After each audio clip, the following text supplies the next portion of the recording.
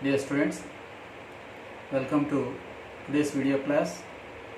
In the previous class, we discussed about the sign of the quadratic expression for various values of the variable in it.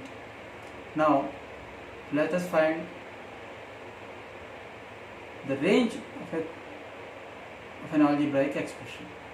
The range of an algebraic expression.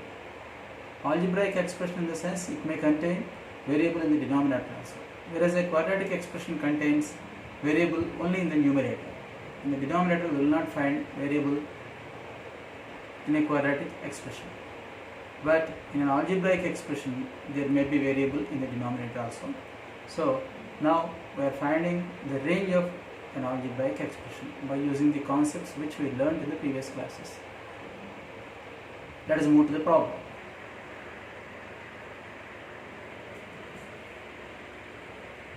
Find the range of x plus 2 whole by 2x square plus 3x plus 6. This is an algebraic expression. This expression is not quadratic. Here we find variable in the denominator also. We call it an algebraic expression. For this algebraic expression we have to find the range. Range in the sense what values does this expression take? From which value to which value it takes. So what values does this expression take? What real values does it take? Here this is the function given. Generally we discuss about real functions. Real functions in the sense the function whose domain and range are subsets of real numbers. That means domain is a subset of real number. Range is also a subset of real number. Here this is the image of x. That means if x is an element in the domain, then its image in the codomain is x plus 2 by 2x square plus 3x plus 6. This is how the function is defined. F of x is equal to this. Or we can represent this by y also. So f of x is equal to y. So let us take this as y. Let us say this is equal to y. So what is the range of y? That means what values does y take? This is about the function. This you have learnt in first int itself. Now we have to find the values of y, the values of this expression, the range of this expression. Now you cross multiply 2x square into y, 2yx square, 3x into y, that is 3yx plus 6 into y, 6y is equal to x plus 2. Now I am writing this as an algebraic expression in x, as a quadratic expression in x. That means a quadratic expression having x as the variable. First I want to write x square term and then x term and then the constant term. Here 2yx square, this is the x square term. Here when x is shifted to the left side it will become minus x. 3yx minus x, from them we can take out x common. So 3y minus 1 into x. This is constant, this is also constant. Here we are taking y as constant. So 6y minus 2 is equal to 0. This is in the standard form of a quadratic equation. Ax square plus bx plus c is equal to 0. Here both x and y are real numbers. Both x and y are real numbers. Real function in the sense x and y both are real numbers. Now here in this quadratic equation x is a real number. As x belongs to R, we are given that x is a real number.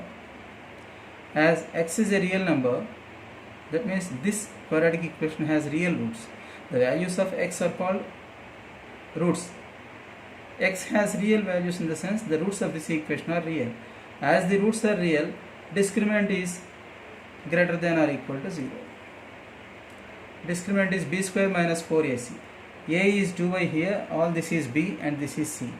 B square is 3y minus 1 whole square minus 4 into a is 2y here, c is 6y minus 2. This should be greater than or equal to 0. Now let us simplify this. This is of the form a minus b whole square. A square minus 2ab term is 6y plus b square term is plus 1. Now multiply these. 4 2s are 6, 6 6 are 36. Y into y is y square minus 36y square. Minus into minus is plus. 4 2s are 8, 8 2s are 16. Y is greater than or equal to 0. Look here.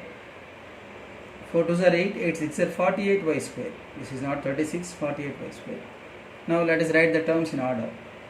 9 minus 48 is minus 39 y square. This is minus 6y plus 16y is plus 10y. Plus 1 is greater than or equal to 0.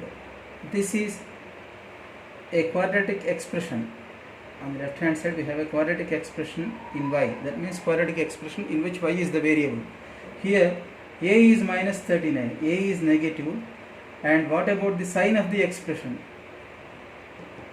Quadratic expression. It is greater than or equal to 0. When you write equal to 0, when you write equals to 0, it will become an equation. Greater than 0 in the sense it is also positive. So the expression is also positive. A is positive. That means both a and the expression have same sign. Here y is a real number. We are given that y is a real number. Both x and y are real numbers. So we can use first theorem. If both x and y are if y is a real number, if a quadratic expression has real roots, if a quadratic equation has real roots and a and the expression have same sign, here both have same sign or opposite sign. A is negative, expression is positive, they have opposite sign. Therefore y lies in between the two roots. Y lies in between the two roots of this equation. Write this in equation form. 39y square plus 10y plus 1 is equal to 0. This is the equation form of this. Now you factorize this. This is minus 39y square. This can be written as a plus 13y minus 3y plus 1 is equal to 0. From these we can take minus 13 common. When minus 13 is taken common, it is 3y square 13 minus 13y. Let us take common. This is 3y minus 1. From the last two terms I am taking minus 1 common is equal to 0. So minus 13y minus 1 into 3y minus 1 is equal to 0. If the first fact is equated to 0, then 13y is minus 1 and y is minus 1 by 13. 3y minus 1 is equal to 0. So 3y is 1 and y is 1 by 3. This is smaller value and this is greater value. Here a and the expression have different signs. Therefore the variable y, as it is a real number, it lies in between these two. This is smaller root, this is greater root. So y lies between these two roots. Therefore y lies in between minus 1 by 13 and 1 by 3. That means y is greater than minus 1 by 13 and less than 1 by 3. This can be written in interval form like this. Closed interval minus 1 by 13 comma 1 by 3. Y. Here the given algebraic expression is taken as y. Therefore the range of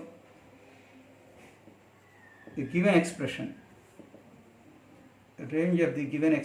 is closed interval minus 1 by 13 comma 1 by 3. So this is how we used the previous theorems in solving the range effect of an algebraic expression. I want to give you some problems for homework. The first problem for homework is find the range of x square plus x plus 1 whole by x square minus x plus 1. And second one is find the range of x minus 1 into x plus 2 whole by x plus 3.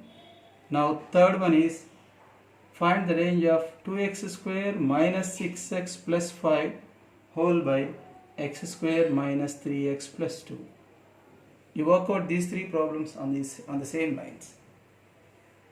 All these problems are similar to this. You take every expression, every algebraic expression as y, and write a quadratic equation in which x is the variable. Find delta and follow the theorems. apply the theorems for solving the value of y, for getting the value of y, that means the range of the given algebraic expression. I want to stop here in this class. You work out those 3 problems. This is important for 4 marks in intermediate public examinations. Let us work out some more problems on the same lines in the next class.